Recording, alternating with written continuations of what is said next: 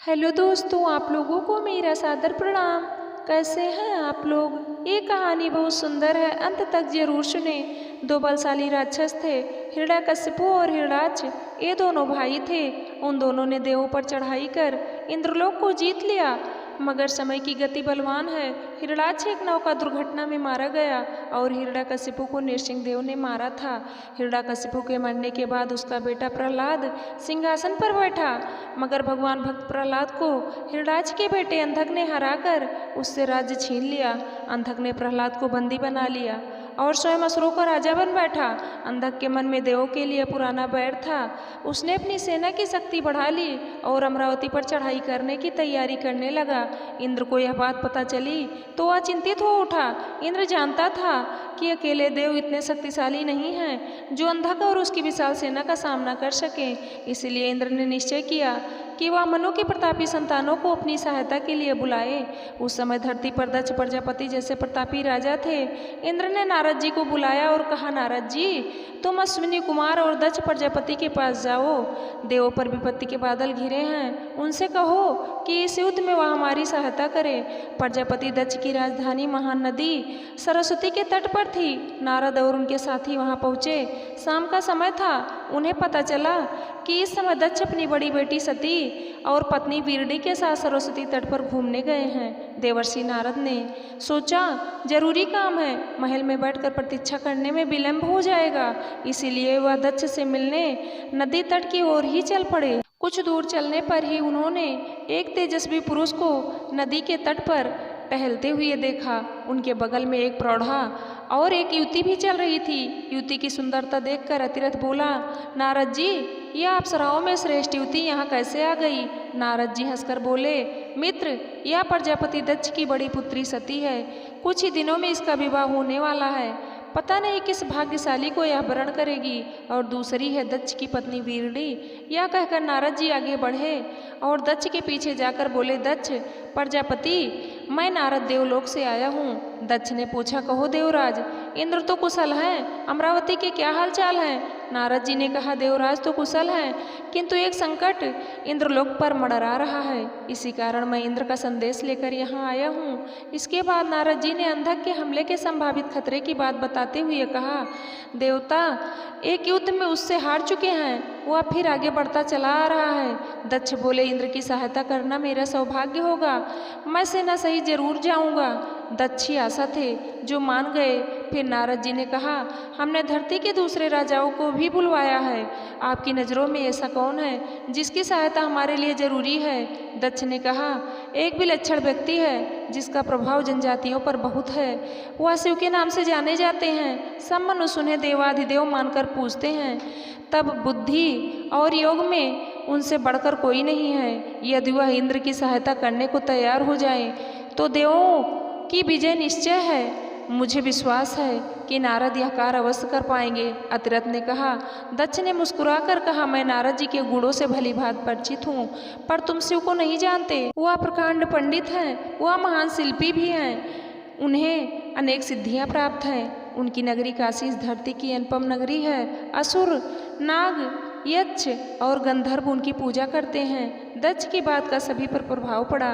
सती ने पूछा, पिताजी, अगर ऐसा व्यक्ति हमारी सहायता करे तो विजय निश्चय ही है। नारद जी ने शंका प्रकट की, मैंने शिव का नाम सुना है, मगर वह तो असुरों के पक्षपाती हैं। नहीं, ऐसा नहीं है। शिव देव और असुरों से अलग हैं। देव उनसे घबराते हैं, इसीलिए उनसे अलग रहते हैं, मगर असुर बड़े चतुर हैं।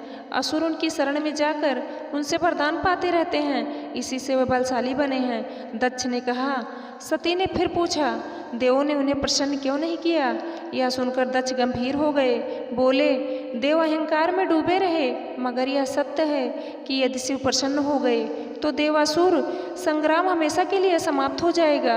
दक्ष को यह पता नहीं था कि उनकी बात का सती पर क्या प्रभाव पड़ रहा है। वास्तव में शिव की महानता सुनकर सती अनजाने में शिव की ओर आकर्षित हो रही थी। नारद जी ने दक्ष से कहा, प्रजापति, मैं पूरा प्रयत्न करूंगा कि शिव को देवों की ओर कर सकूं, मगर यह बताओ कि शिव कहाँ मिलेंगे। क्या हम काशी जाएं? दक्ष ने कहा, तुम काशी की ओर जाओ, क्या पता रास्ते में ही शिव मिल जाएं। लोगों का यही कहना है कि शिव को मन में याद करो तो वह मिल जाते हैं। देवर्षि नारद ने अपने साथियों के साथ काशी की ओर प्रस्थान कर दिया। आगे एक घना जंगल था। सहसा एक जगह बहुत से स्त्री पुरुष ने उन्हें घेर लिया। उनके हाथों में तेज धार वाले हथियार थे। दक्ष ने अपना एक सेवक रास्ता दिखाने के लिए उनके साथ भेजा था। उसका नाम था करंथ। करंथ ने उन लोगों से उन्हीं की भाषा में कहा, हम आपके मित्र हैं, हम महान योगी राज शिव के भक्त हैं, उनसे मिलने जा रहे हैं। शिव का नाम सुनते ही उन लोगों ने अपने हथियार नीचे कर लिए। फिर उनके मुखिया ने पूछा, तुम लोग शिव के पास क्यों जा रहे हो? नारद जी ने मुखिया से कहा, हम पर भीषण आपत्ति आ पड़ी है, हम शिव की सहायता लेने आए हैं, हमें शिव कहाँ मिलेंगे? मुखिया ने कहा, या तो मुझे भी पता नहीं, फिर भी मैं आप लोगों का संदेश बस्ती बस्ती पहुंचा देता हूं। हो सकता है कि शिव तक यह संदेश पहुंच जाए। और सचमुच हुआ भी यही। अगले दिन वह एक बस्ती में थे। तभी जय महादेव का नारा गूंज उठा। नारद ने देखा कि बाघंबर पहने एक तेजस्वी पुरुष हाथ में त्रिशूल लिए चले आ रहे थे। उनके विशाल नेत्रों से इतना तेज टपक रहा था कि दृष्टि बरबस नीचे झुक जाती थी। उन्हें देखते ही सब प्राणियों ने जमीन पर लेटकर उन्हें प्रणाम किया। शिव आगे बढ़े और नारद जी के पास जाकर बोले, कहो नारद, कैसे आना हुआ? नारद जी ने हाथ जोड़कर कहा, भगवान, देवों पर भयंकर विपत्ति आ रही है, मुझे इंद्र ने भेजा है, आप ही देवों की रक्षा करें। यह सुनकर शिव हंसकर बोले, हिरणाक्ष और हिरण्यकशिपु से हार कर देवों को अब इस मानव लोक की याद आई है। भगवान शिव की बात सुनकर नारद का सिर झुक गया। शिव फिर बोले, मैं जानता हूँ कि शक्ति पाकर असुर अन्यायी हो उठे हैं, किंतु याद रखना, यह धरती सभी की है। वेद, असुर, मानव सभी इस धरती पर मिलकर रहेंगे। नारद जी बोले, हम भी यही चाहते हैं भगवान।